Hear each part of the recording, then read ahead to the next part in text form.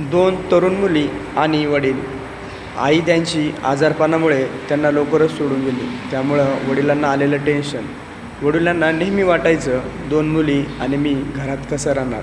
त्यामुळे वडिलांनी काही समाजातील ज्येष्ठ नागरिकांचा सल्ला घेऊन दुसरे लग्न दुसरे केले. त्यानंतर त्या मुलींना त्या सावत्र आईला आई म्हणून स्वीकारण्यासाठी खूप त्रास झाला. कारण त्या सावत्र आईबद्दल नातेवाईकांनी, शेजाऱ्यांनी वेगळंच काही त्या मुलींच्या कानामध्ये भरलं होतं. सावत्र आई, तिलाही शेवट आईच म्हणतात.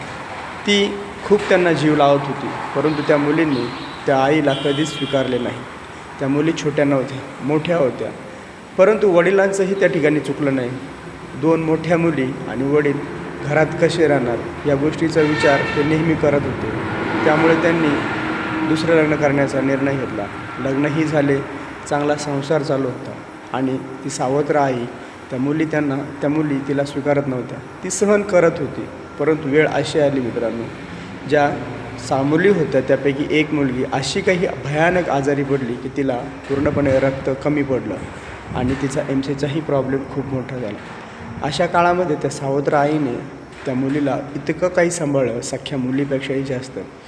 एवढंच नाही मित्रांनो, खूप सांभाळलं तिला. तिचं रक्त पुसण्यापासून तर तिच्या शरीरात रक्त घालण्यापर्यंत, तिच्या पूर्ण बेडपासून तर सगळ्या गोष्टी त्या आईने केल्या, जसं सख्खी आई करते. मित्रांनो, हळूहळू ती मुलीची प्रकृती सुधारली. ज्यावेळेस ती मुलगी आजारी होते त्यावेळेस ती बघत होते तिच्या सावत्र आईने तिच्यासाठी काय केलं. परंतु तिच्या मनामध्ये निर्माण झालेला एक प्रश्न होता, ही तर माझी सावत्र आई, तरीही मला सख्ख्या आईसारखी प्रेम करते. मित्रांनो, तिच्या मनात जे काही गोष्टी होत्या त्या ऑटोमॅटिक निघून गेल्या आणि त्या ठिकाणी तिने त्या सावत्र आईला तिच्या आईसारखंच मानायला सुरू केलं. फक्त त्या ठिकाणी एकच दोष होता, जो नातेवाईक आणि शेजारी त्या मुलींच्या मनामध्ये जे भरवत होते की ही तुमची सावत्र आई आहे, ही तुम्हाला चांगलं वागवणार नाही, असं बऱ्याच गोष्टी शेजारी सांगत होते किंवा इतर लोक सांगत होते. त्यामुळे त्या मुलींच्या डोक्यामध्ये ते फिट झालं होतं. परंतु अक्षरशः ती सावत्र आई त्यांच्यासोबत खूप चांगली वागत होती. सख्ख्या आईने प्रेम करावं तसं ती त्या 2 मुलीवर प्रेम करत होती. आज जर बघितलं मित्रांनो, त्या दोन्ही मुलींचं सुखरूप लग्न झालेलं आहे. त्या नवऱ्याच्या घरी आनंदात राहतात आणि प्रत्येक दिवाळी दसऱ्यालाही ती सावत्र आई त्यांना न चुकता फोन करून बोलवून घेते.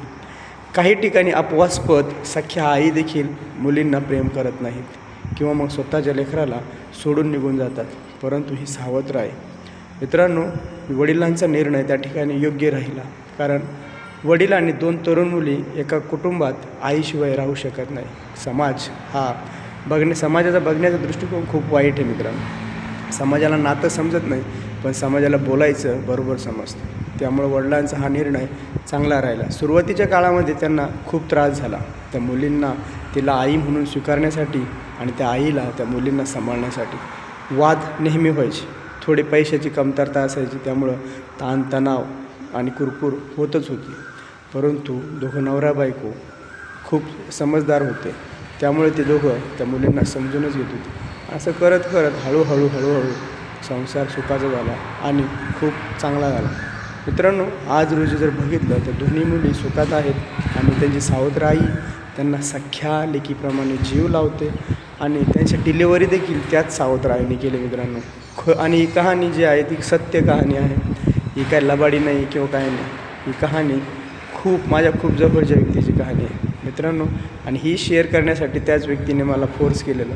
मी नावही सांगेल, परंतु काही गोष्टी सस्पेन्स असतात, तशाच सस्पेन्स ठेवूया आणि त्यांचा संसार सुखाचाच राहू हीच देवाकडे प्रार्थना करूया. सावत्र आई देखील आईचं प्रेम करते. पत्कं समाजामध्ये काही लोक असतात जे गैरसमज निर्माण करतात. मित्रांनो, काळजी घ्या आणि सुखी राहा.